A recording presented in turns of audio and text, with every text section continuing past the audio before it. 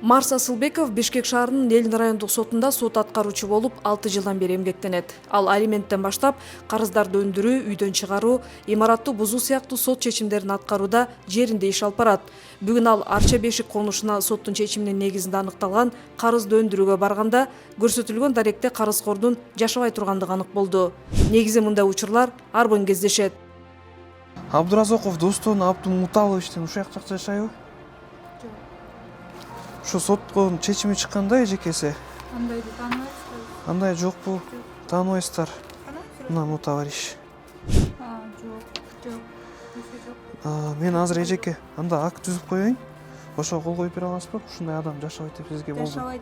Жашабайт деп мен акт түзөм. Ошого кол коюп берип коесузбу,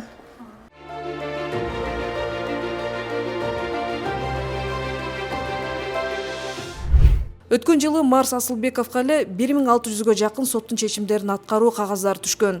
Эксперттердин талдоосуна ылайык, иштин сапаттуу аткарылышы үчүн айына бир сот аткаруучуга 19 иштен ашпаган жүктөн болушу керек. Өткөн жылы 1600 материал түшкөн мага. Ошонун баары аткарылдыбы? Жок. Себептери эмнеден болду? Себептери биринчиден ошо көрсөтүлгөн даректерди жашабайт карызкорлор. Экинчиден өздөрү башка Кыргызстандын башка жагында чыгып кеткендер болот. Өлкө боюнча 380 мамлекеттик сот аткаруучулар бар. Өткөн жылы бул тармактагы аткаруу өндүрүшүнүн көрсөткүчү 2023 жылга салыштырмалуу 3%га гана жогорулаган. 2024 жылы аткаруу өндүрүшүнүн натыйжалуулугу 2023 жылга салыштырмалуу 3% гана жогорулаган. Бирок бул жетиштүү эмес. Сот чечимдеринин учурунда аткарылбай кечигиши жарандарды нааразы кылган жагдайлардан. Буга мамлекеттик сот аткаруучулардын иш жүктөмдүгүнүн көптүгү да себеп болууда.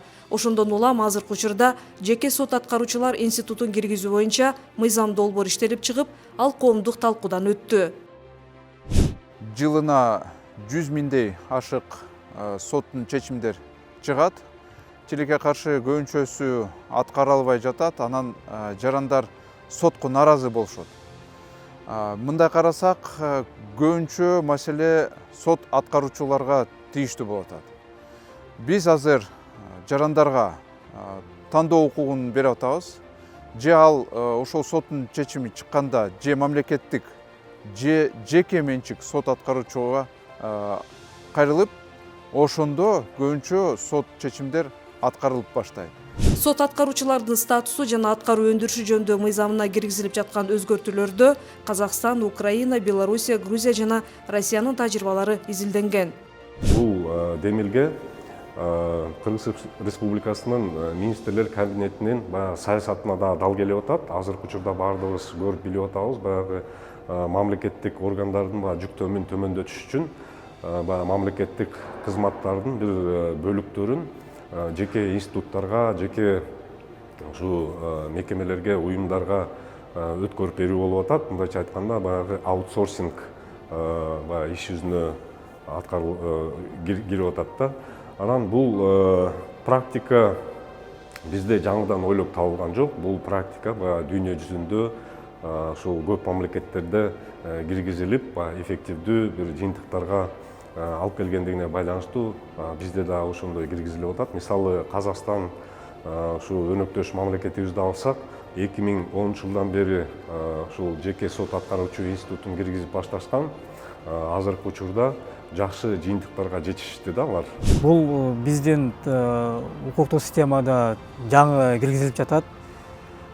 Бул институттагы соттук система өнүктүрүү программасында да каралган. Бул иш-чара азыркы этапта бул мыйзам долбоору коомдук талкуулоо мөөнөтү аяктады. Азыркы учурда мамлекеттик органдар менен дагы макулдашуу жүргүзүлдү. Ар кандай пикирлер түштү. Ушул пикирлердин баардыгы каралып чыгып, жакынкы арада президенттин аппаратына киргизилет.